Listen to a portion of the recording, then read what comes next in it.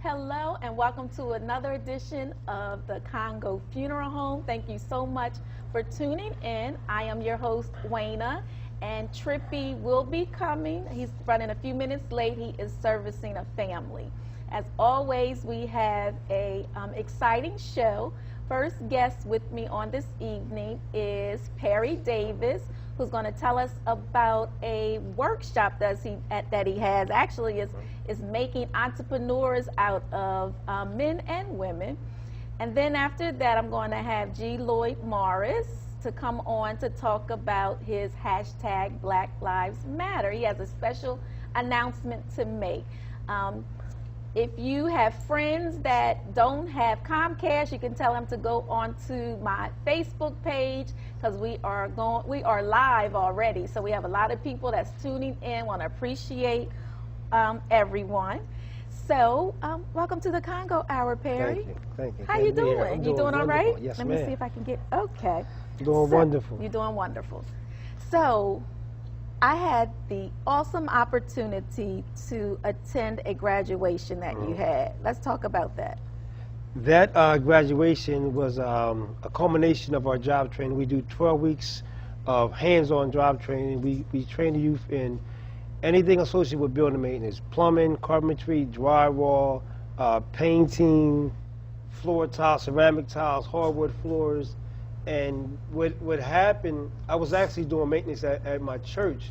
And one year, a couple years ago, we had a lot of murders. We had reached the peak in murders. And I kept saying, well, what can I do to bring some relief? What can I do to make a difference? And we had some youth there, like 5 guys, would just follow me around. I got irritated, frustrated because they was playing, and I just put them to work. And then God gave me the idea of just start doing job training. And it went from there to, we've had 3 graduations, and we're going to do another one in this fall. So it took off. Okay. So at the graduation, I saw something that was amazing. It was a mother and son who graduated. So you want to introduce your guest? Yes, to my right is Miss Sharonda Booker, who called me and was interested in the class. And to her right is her one and only son, her heart, Salik. I see why he's her heart. He's so handsome. So let's talk about your experience that you had. Well, it was amazing. I got to learn a lot of new things that I didn't even think that I would be able to do. I wanted to get into the program, not only for myself, but to show my son. The best thing I can do for my son is to show him a skill. And the best person I knew was Mr. Perry. So that's how we Okay. got into the program. And how did you feel about being in the class with your mom? It was okay. It was okay? Yes. Did you have to show her a few things? No. She had it. She tried to take over most of the classes. Perry said a lot of them. She was being mom. She was trying to reprimand him in the class. Listen, I'm the instructor. Your mom at home, but right now your jurisdiction stops. Let him get what he got to get. Right. So, I understand. I was Cause trying. my son is mommy's boy, and he be 22. Mom's always on duty. Yeah. So how old are you? 16. 16. All right. So what's your future plans? I want to become a detective. A detective. Yeah. Okay. So have you went to the have you scheduled an appointment to go look at our police station? No, but I go to a Delaware Academy Public Safety Security School Oh, okay. That's a very nice school. where they got the police forensic stuff there.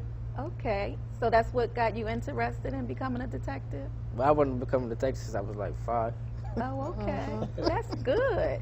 I can't wait till you become one. So, Perry, when's your next workshop? Well, apparently we had to relocate from our building, and we moved a block away. We haven't rescheduled the date yet. Okay. But I'm gonna keep everyone posted. We probably do one in the fall. We try to do one in the fall and in the springtime. So, but our new location is 506 North Church Street, the old Ministry of Care building. Okay. We just signed a contract this week. We moved in this weekend. So everybody just stay posted, stay tuned for the next job training that's coming up. Okay, so when you know that it's coming up, I'll need you to call me so I can get you on so we can share with the viewing audience. Yeah. And Facebook will know because I'm always on Facebook promoting my business, PRD3 services. I'm a licensed business owner, so no longer bootlegging, doing work. So it's legal, legit. Mm-hmm. So. Well, congratulations. All right. Thank you both for coming on. Thank you for having me. So I'm going to take a very quick break, and we'll be back with G. Lloyd Morris. Hello and welcome back to the Congo Hour. We want to thank you so much for watching. Hopefully you enjoyed our first interview, although I know you didn't enjoy it as much as you would have if I were here, but I'm here. I'm gonna be nice to you, Wayna. I'm gonna be nice. Sorry about that. Sorry. Love forgives. This time we're gonna. Does love forgive? Most definitely. Do you love me? Of course. So you forgive me? Yeah, I forgive you. Okay. All right. There we go. We're going. All right. Keep it moving. We're gonna keep it moving. That's right. Right now we have a great friend of the show. He's gonna come on and talk about everything that he's been up to. He has plays. He always has something going on that's always centered around the community. He's a great guy. Always full of positive energy. Mm-hmm. No need to really introduce him because everybody knows him. If you don't, Maybe some of that power can they will. come They over will here know to him him. sooner or later. This is probably like his. How many plays have you had so far? Probably 4 now. 4? Yep. Yeah. Yeah. Okay. So, welcome back to the show, man. Thank you, man. I appreciate the opportunity. Thank both of you for the opportunity. You're welcome. Thank you very much. So, tell us about what's going on in your life. So we did the play Black Jobs Matter, and we did it at the Queen Theater, Okay. July 13th. We had almost 600 people show up. Wow. It was a tremendous showing. It was sponsored by Buccini Polling Group, Okay. in part supported by mayoral candidate Mike Przicki, Okay. and a few other people in the community, Velda Rose Potter as well. Okay. Had a tremendous turnout, and from that, I was in LA a few weeks ago, and I was contacted by an investor, and wants to invest and is interested in helping us go to the next step. So we're going to LA? that's the goal. Okay. The goal is to ultimately end up in LA. Everyone The three is of going us, right? The three of us are Right. going to be in LA. You're going to be And there Nudie, you anyway. can't forget. And Nudie, Yeah, and Nudie's going to Can't go. forget. So we're going to Philadelphia next. And so my announcement for the show, I appreciate this, September 25th Okay. at 2300 Arena in Philadelphia. We're going to be doing Black Jobs Matter there. It's going to be like big, really big. So will the same people that did it here in Wilmington, will they go to Philadelphia? Yes, and this is the power of it because the message itself is what's carrying this whole thing. If it was celebrity driven or character driven, you know, then we'd be talking about strictly marketing. Right. But because we're talking about something that's a microcosm of the entire country, Right. you know, it doesn't matter who plays those parts. And when people see them, they recognize all the characters. Right. That's From good. some form of fashion in the community. Captain Fahim Yeah. is in it. Yeah. Yeah. And who else is in this that's local? And so we have one of my young discoveries is Elia Torres. She goes to AI middle school, tremendous actress. We also have Mia Mendez from Philadelphia. I have Mr. Nigel Harvey, who lives here. He's from New York. And I have John Miller, who's a state worker, actually a state worker here at Fort Delaware. A lot of the people that you see on stage, this is their first time really getting an opportunity to do this. They may have dreamed about it or whatever, or never had the courage to step out and do it. And I like the idea to be able to give them that opportunity. Right. It's a great, great feeling. How many more interviews do we have tonight, Wayne? Who else is coming on? I thought Sherry was coming on. And that she's the final. She would be the final. The third interview. Yes. Okay. Because one of our guests I is coming when your dad comes back. Okay. All right. Just wanted to. I wanted to go into what you do, but I wanted to have enough time to talk about it. So how do you feel? I don't know if you want to talk about this enough, but how do you feel when people say they hear the name of the play and they say all jobs matter? Well, my response to that is Black Jobs Matter is my opportunity to try to preserve what's left of my community. Okay. We represent about 13% of the nation's population. Right. And so, you know, if I have an opportunity to use art as advocacy and make people aware, educate, entertain, spark a discussion all in the same outing, That's one of the best offerings I can give in my community. Black anything does not mean anti-white. Exactly. Right. Right. And I think that's what people get caught up. But you people, absolutely people get caught up on when we say Black Lives Matter or Black Jobs Matter. Right. It goes hand in hand with anti everything else. Right. And that's not true. It's absolutely not right. the case. I know specifically to me, I'm talking about unemployment specifically. Right. Black Lives Matter was sparked initially by police brutality in the community and the civil unrest that came from that. Right. What I'm talking about is the guys that live in my neighborhood. I live not far from here. Right. I know several guys that are in their homes, kids, whether they're wives, living girlfriends, and they're with their families, but for whatever reason, they're not able to get employment. And I see their backs to the walls.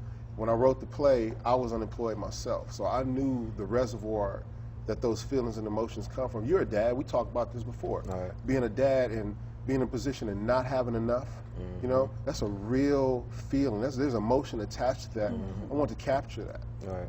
And that's what makes it educational. Okay. So people who aspire to do what you do, what advice would you give them? I'll be perfectly frank with you, man. You know, God gives some people innate talent, but I'm really an advocate of going to school. Okay. I think one of the things that college did for me was it was able to give me labels to the things that I already knew how to do. There were things that I naturally knew how to do, but I didn't know what they were called.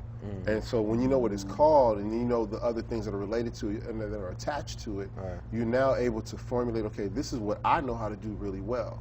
College helps to shape that. It also helps you to find your voice as well. One of the challenges I know as a black writer is when people probably read my work or hear about me being a writer, the first question they have is, well, can he do the traditional structure? Because one of the things you hear in our community in terms of artists, you hear people say, well, you know, I just do my own thing. There's usually a tip-off that they can't do the traditional structure.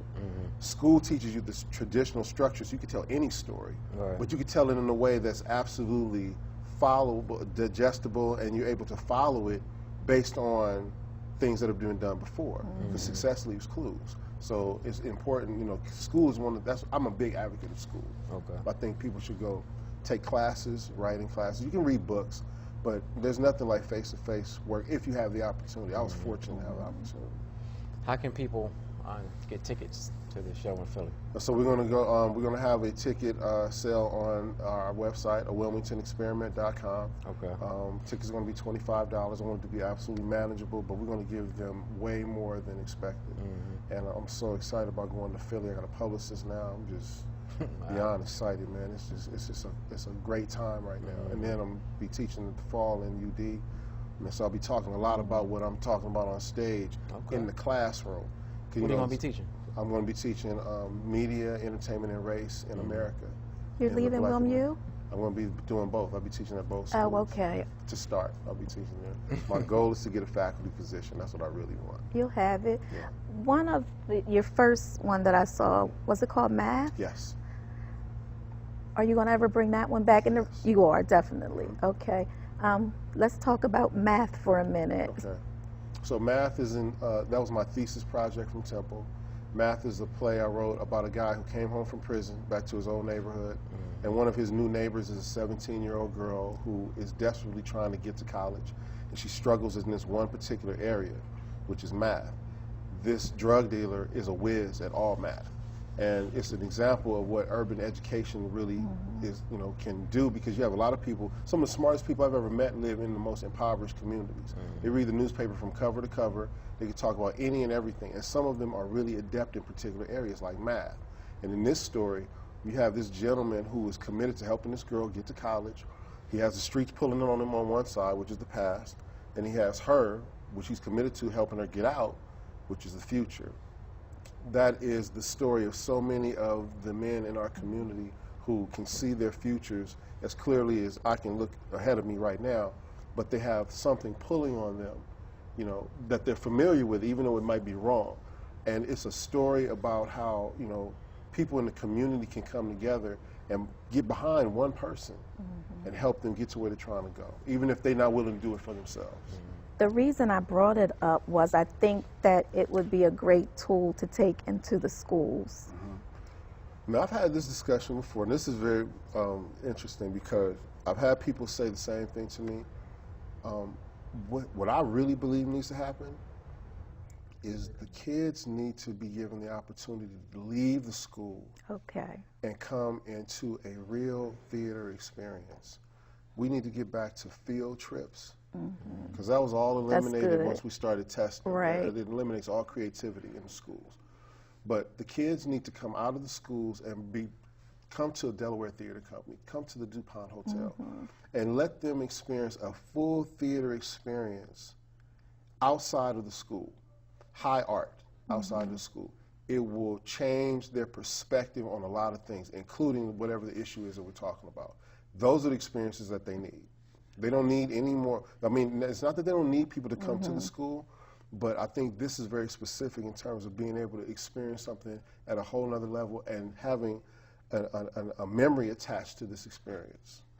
That's what I think. Do you have anything else that's coming up, or you right now just focused on Black Jobs Matter? You know, well, I'm focused on Black Jobs Matter, but it's interesting that I'm here. I have two of the most respected people I know. I have a lot of respect for both of you. Yeah. Go ahead, I'm sorry. I had something was wrong. I actually, in response to a lot of the violence that's been going on in the community, specifically the young lady that was murdered at the high school. Right. I have a play that I've been working on. It was inspired by my conversation with Eben Flagg, actually. Okay. And it's called These Three Things. And I wrote a play in response to what happened. No specifics about her story, but I wrote a play about what would it look like to show all of the things that a person was supposed to become, and then only to find out that those things will never happen because of something that happened a long time ago. Squandered potential, dreams that never get to be fulfilled simply because of violence.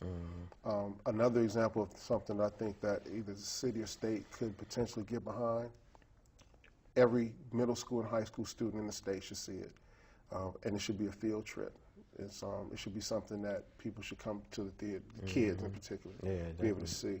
But I think it will hit home because, you know, when you talk about what could be, and which is what education is supposed to lead you to, and the idea that that will remotely be taken away because of a one act, I think that would be powerful for kids to see.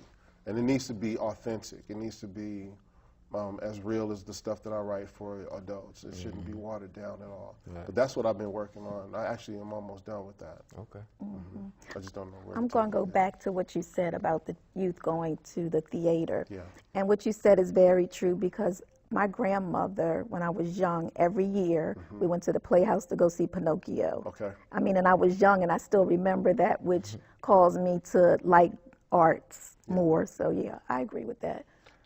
One of my good friends that I met in this process of, you know, just finding my voice artistically was former Judge Chanley Coon. And she said something to me.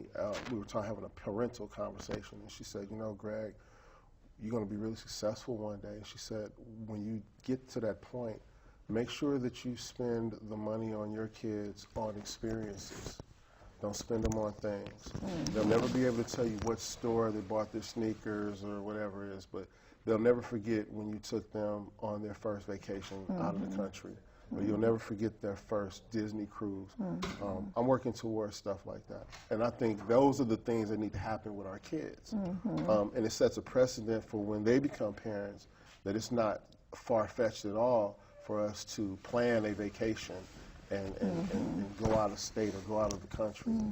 Those are the things I want for my kids as well. But I think that's what benefits our kids. That's what causes them to be cultured and well-rounded, new experiences. Spend our money on experiences. That's good, very good. Yeah, that's why I just think that it's so important that we support you in everything that you're doing, because like I was saying when I was introducing you, you just bring so much positivity to the arena, and I think that we just have to support you. And if we can't come to the play, you have to buy a ticket and send somebody to the play. You play that play in Philadelphia, it has to sell out, and it has to sell out over and over, so that whoever's looking at you to see if you do well and you can bring a crowd, that they know you can, and that you can just grow from here. So it's important that we just get behind you and support you and help you grow. Man. Thank you so much. Because what you're doing is awesome. I appreciate it, man. And I love the fact how you how you like your genuine concern like for children, and that just comes through immediately once people start talking to you, and that's what we need. Yeah, man. I think we all, like, government plays a role. Everybody's talking about the police, the city, the state, the county, all the government, but at the end of the day, we all have to do what we can. Yeah. And you're doing more than your share. So I definitely want to thank you. Man, I appreciate you saying that. Thank you very much. Any other? Sherry's not here, so we can keep going if you want to. I mean, it's up to you. Okay. You can stick around, and you want to keep stick going. Around. I Okay. can stick around. So All let's take a want to take a quick break. and Okay, we're we'll gonna come take right a break. back? We're gonna show a video. Hopefully, Admin has a video Oh, the of commercial. the upcoming sickle cell walk that's coming up next month. So we're going to show that, and then we'll come back and talk about some things we have going on with the community cleanup and our campaigns. And Greg will stick around. Okay. Okay. Sounds All right. good. All right. Welcome back. Hopefully you're enjoying the show so far. As we said before we went to break, we're just going to keep on rolling with G. Lloyd Morris. He's talking about community, talking about some of the things he has going on. In a few minutes, we're going to take a break and go to our funeral announcements and some community news. But we have an extended Congo Hour this evening. I'm not sure if you said that earlier. I didn't No, because I okay. wasn't sure if it was. It is. It's we're going to be here until 9:30. So between 9 and 9:30, I'm going to stick around. Wayne, you're welcome to if you want. But I'm going to maybe get a little controversial and talk about some things that are going on in the I guess there's an article in the paper today About what? about how race has been brought into the mayor's race. Oh, Yeah, so- that letter. Yeah, the letter. I'm going to talk about that. Okay. I'm going to save that for the 9 o'clock hour. Okay. I'll talk about that between Oh, 9 and okay. 9:30. For those who are just tuning in, I'm holding my phone up, not to be rude, but Trippy and I have decided that we're going to do Facebook Live. There are a lot of people out there that don't have Comcast that really would love to watch our show. So thank God for technology. We're going live. And we want to thank Big Key and Black Lives Matter Definitely. for voter registration. Every Thursday until Election Day is going to be at the Longshoreman. And the wonderful thing now is those that have a felony, as long as you don't have, I think you can't be on probation. You can vote. So, Keeb, if I'm correct, I mean, if I'm wrong, let me know. Yeah, that's a whole. We have made progress around getting felons back into the system as far as being able to vote. I just think it needs to happen automatically. Like as soon as somebody does their time, and if they're making payments on whatever fines they have, they should automatically be able to vote again. Go ahead. I'm thinking, what do you think about ban the box? I mean, I love it. But I want you to chime in on this one too. Okay, so there's an application. There's no box that you Right. have to check. But then when they do your background check, Right. your stuff gonna come up. It is, and I guess we can't really stop that because each company is going to do their own individual thing. We can't. I don't know if we can mandate if someone. No, I know you Right. definitely can. Right. No, I'm just Right, saying but- people's hopes get up high. Yeah, and I mean, just the way we continue to punish those who have already, quote unquote, served their time, and we say that they can't vote unless they go through this process. It should be automatically. and pay all the fines. Right. Even if I don't think the fine should have to be paid before you can vote. They don't Right, have to. I think right. You should just have. As long as you're making an effort, making payments, you should be able to vote. It should happen automatically. You shouldn't have to go through a process to get your right to vote back. It should happen automatically. So Same you thing can with- be on probation even if Right. you owe fines. Right. Okay. Yeah. So we that's have made progress, clarity. but just it's I mean it's a game that the system does to us, and we've fallen prey to it for far too long. Like I said, we are making progress, but the fight is definitely not over. It's definitely the type of thing that it would influence an election as well, because you have a large population, that population makes up a large portion of the city that have come home, whether you're talking about just reentry Right. or people that are a product of recidivism in and out. If their rights are restored, that is significant in terms of who the public Right. says, this is who we want the executive of the city to be. This is who we want our council person to be. Right. That type of thing. So So that's significant. I mean, and what you said is true. You got guys that come home, and men and women, they come home from prison and they're still in jail because their rights are taken away. And so when you back someone to the wall that way, you take away their inalienable rights. You've tampered with their hope, and now they don't have the resilience necessarily to deal with all of the things that go with no, you can't have a job, no, you can't do this, no, you can't do that. Right. This is how crime is continued to That's breed in the right. community. Very true. Right, and like you said, they're trying to get a job so they can feed themselves, feed their families, and trying to get back in, trying to I guess restore their right to vote is probably way down here. Right. When you think about everything else that they're dealing with, and that's done intentionally. That is definitely done intentionally because they know. I think the system knows how powerful like the community could be if we all got organized and got registered to vote. So it was definitely done intentionally. Like I said, we're making progress, but we're not there yet. Yeah. One of my colleagues is Dr. Yasser Payne, and he has a concept that he talks a lot about. It's called structural violence, and one of the components of that is when people in the community are stripped of certain rights and abilities to do things, and it puts them in a situation where they are faced with either having to do something that is unseemly to survive, or wasting away and just being a victim of poverty, which no one would choose. Right. So yeah, I was talking to my dad about that a couple of days ago, and he brought up a really good point. He brought up like if I didn't have what I have, if I didn't have like the funeral home to fall back on, and if I didn't have some of like his guidance, like what would I do? I might be out there doing the same thing. If I didn't have any way to provide for my family, I might make some of those same choices that some of the guys out here are making. Right. So it's just we have to keep those guys in mind and realize that they're all not what they're portrayed to be. Yeah. Whether from the media, from the news journal, from Facebook, they're not. They're out there trying to survive, not trying to make an excuse for them. Right. But what would you do? Like, what would you do Right. if everything was taken away from That's you, it. and you had your children, and you had your family to feed? What would you do? I know a lot of guys Right. like that. I know guys that live on my street that are in that same situation. And when you talk to them, they say, well, just the other day, I don't even go to the car wash anymore. I pay my neighbor to do it because he, in looking for a job, can't find one. I'll put a dub in your hand for you to wash my car, and that's nothing. But in talking to him, I said, well, so what do you do when you need money? And he said, I do what I got to do. I said, so this is research for me now. Tell me what that means. What does it mean what does that look like when you say you do what you got to do? He said, I wash cars and I cut grass. Never once mentioned selling dope. Never once mentioned dropping off, picking up, or anything like that. Committed to never going back to prison. Committed to not going back to jail. Committed to not selling drugs anymore, and yet is not able to find a job. My concern with him and a lot of guys I know is what happens when the day comes where he comes to the fork in the road and he has to do something. Right.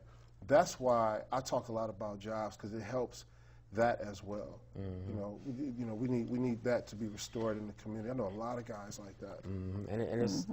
And you mentioned that the guy you're talking about, he already was in jail. Yes. Right. And it's sad because it seems like that's almost a rite of passage. Right. There's so many young guys and ladies who are growing up in the city, in the community, they almost have to take that route to one day like be awakened and say, okay, I'm not going to do this anymore. They almost have, like they almost have to go to jail. Right. They almost have to go to jail a few times before it clicks and something says, okay, that's enough.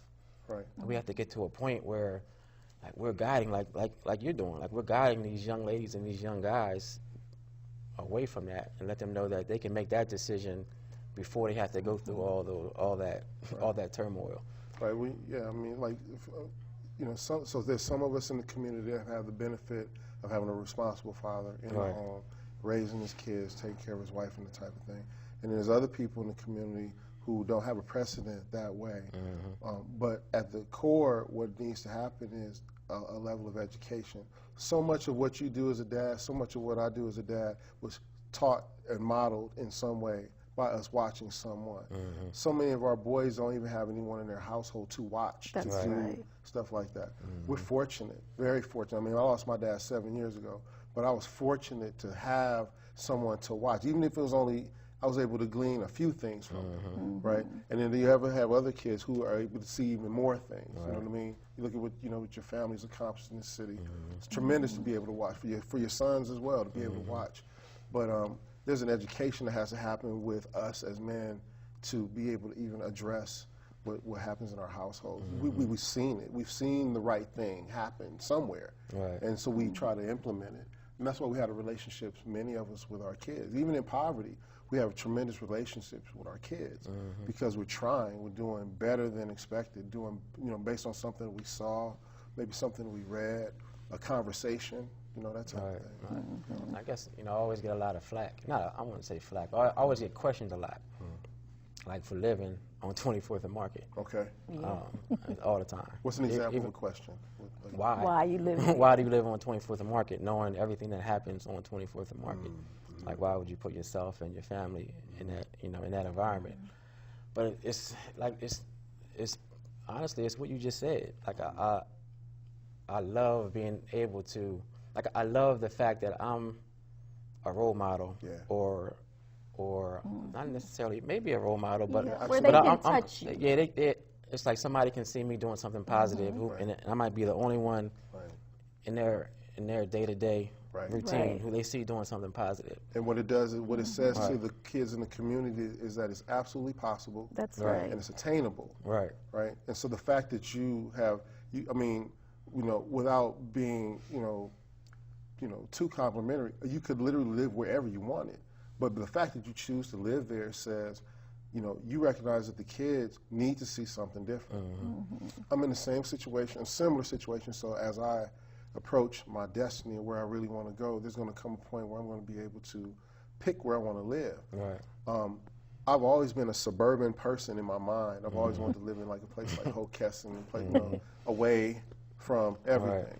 Now I'm not so sure if I'm supposed to move But that's out of okay. the city. That is okay though. I don't want to paint a picture where it's not okay to live in Hockessin, to live wherever you want to live, but we just can't forget. We can't just go there and just not remember where we came from and everybody else who watched us grow to who we are and then leave and never come back. Well, you took it a step further. You don't live there at all now. You live in the city. Yeah. So you've taken a step further. That's not, and that's not for everybody. I don't want to like pat myself on the back and act like that's the only way to do it. But we just have to. Even if you live in Westover Hills, just come back. Come back and let people see that they can come, that they can live in Westover Hills also, and still come back and give back. And the community doesn't have to be afraid to to help each other. Right. So I mean, it's a lot that we need to do just among ourselves.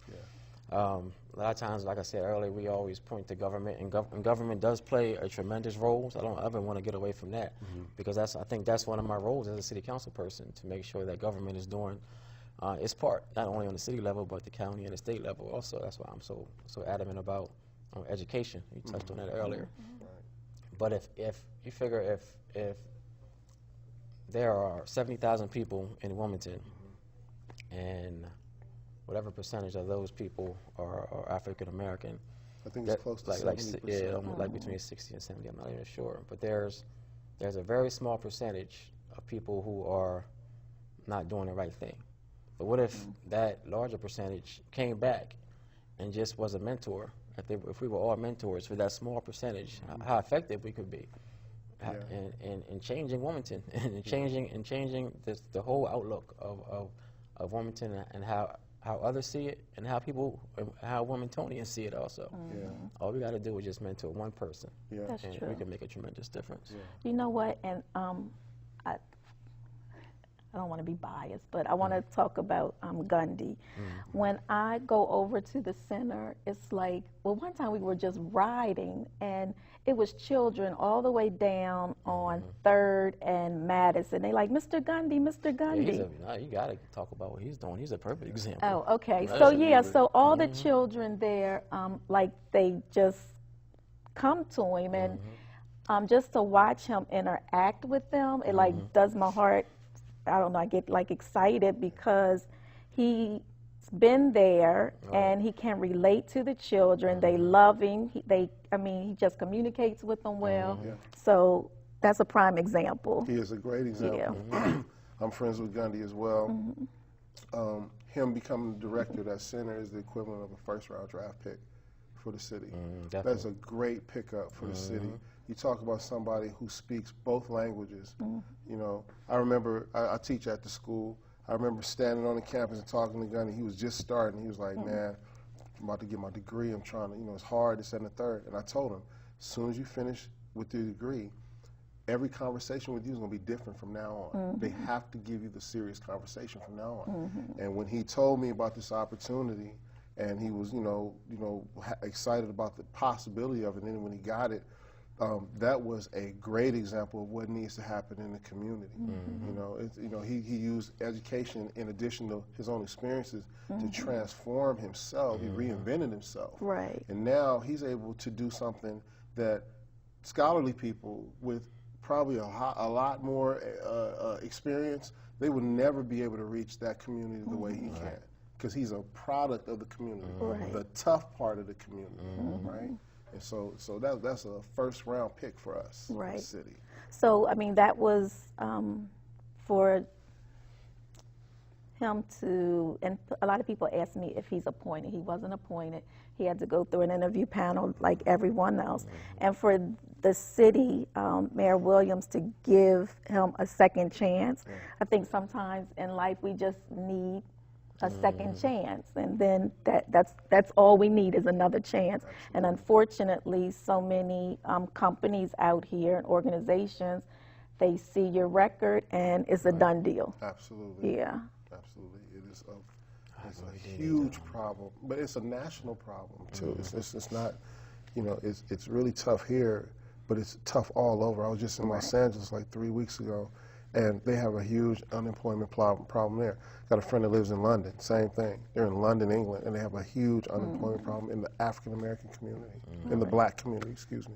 You want to take a break? Is that what you're saying? Yeah, we probably have to. We're going to take a We have break. to break and go to our funeral announcements. But just touching on what you said, I'm going to talk about this a little later too. The unemployment and how jobs make a difference, and how things are just. I can't understand for the life of me why things are being held up at the port, and that can bring. That's the system. 10,000 jobs. Is it 10,000 or is it more than that?